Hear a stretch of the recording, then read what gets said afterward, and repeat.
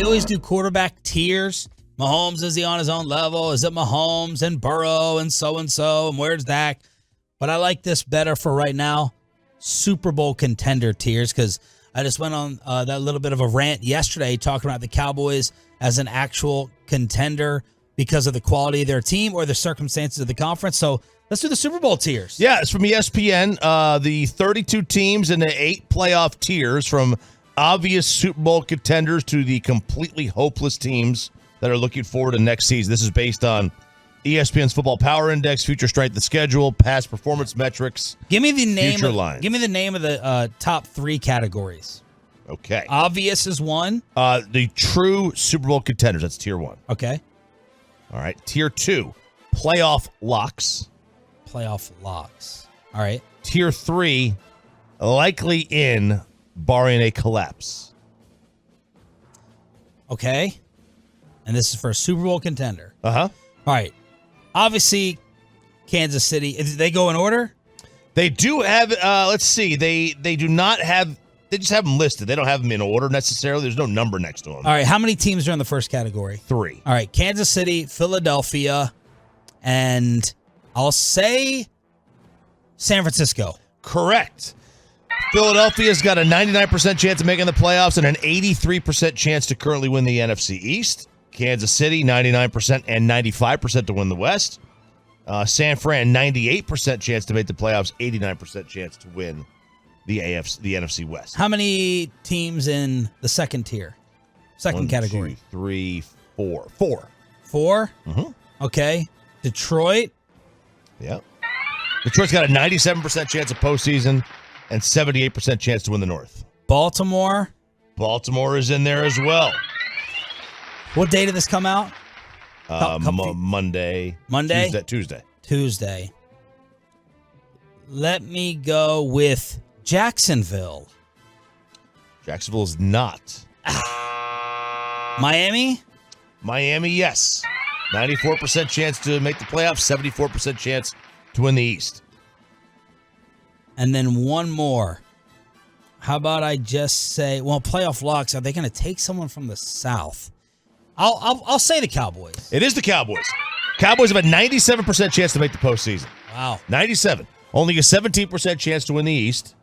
Here's what the write-up says. We've seen the Cowboys upside in a string of blowout wins against the Giants, Jets, Pats, and Rams. We've seen the downside in that Niners game, balance out the performances. They're a very good team, a potential for greatness. Entering Week 10, linebacker Micah Parsons, they call him linebacker still, had a 34% pass rush win rate, on pace for the highest ever, while CD ranks second in our wide receiver tracking metrics overall score, and Dak ranked 4th in QBR.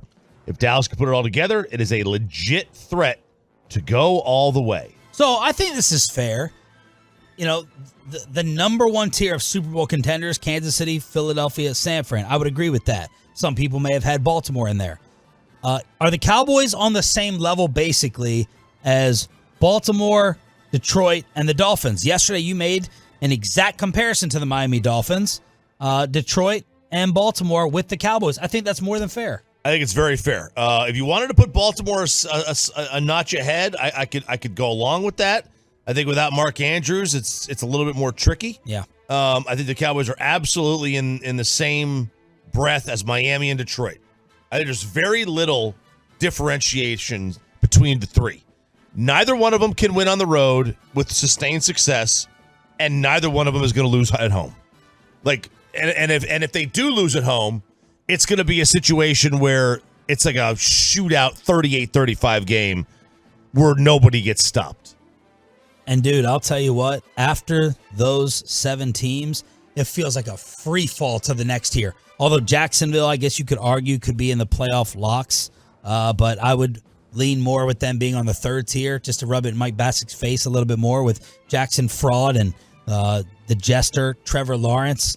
But after those 7, I got to pick between Seattle, New Orleans, Minnesota, the AFC North with ugly Pittsburgh, Deshaunless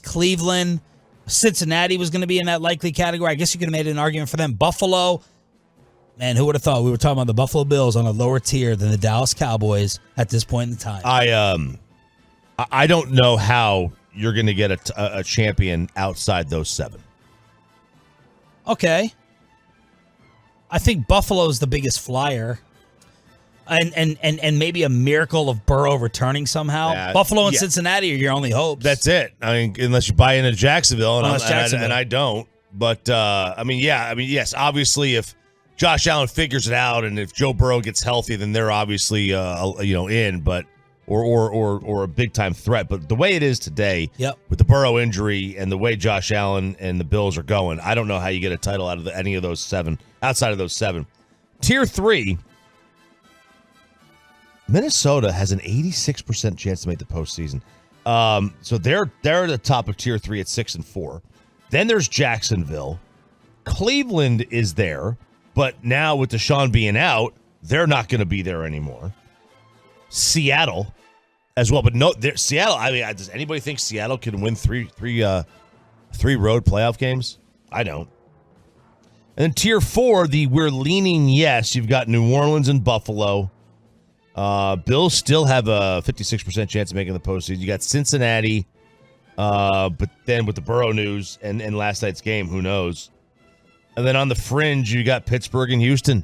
The Chargers are 4-5. The Falcons are 4-6.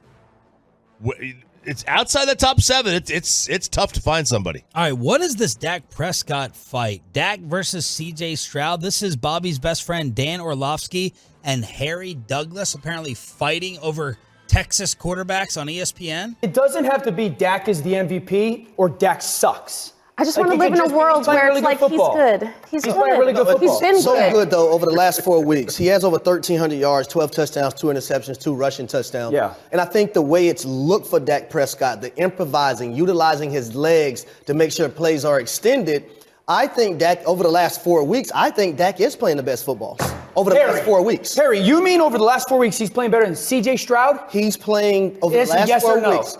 Over the last 4 weeks, Dak Prescott, you're including C.J. Stroud talking about the entire season. No. C.J. Stroud's entire season has been better than Dak Prescott.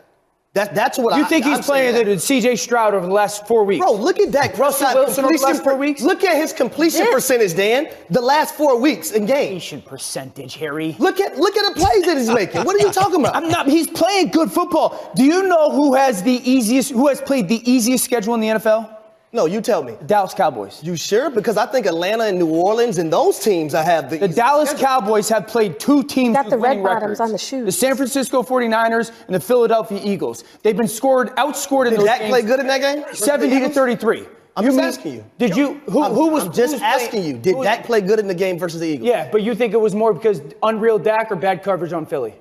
But you can't say, hey, Dak, it's my job to make sure Philly isn't having bad coverage in the back end. So we can't have it both ways. In those 2 games, 70-33. Their turnover differential is -4. All right, turn it off. So they're so desperate for Cowboy content, they want to break down who's playing better over the last 4 weeks. Dak or C.J. Stroud. Unfortunately for Dak, the discussion is going to continue this week because Carolina's not any good.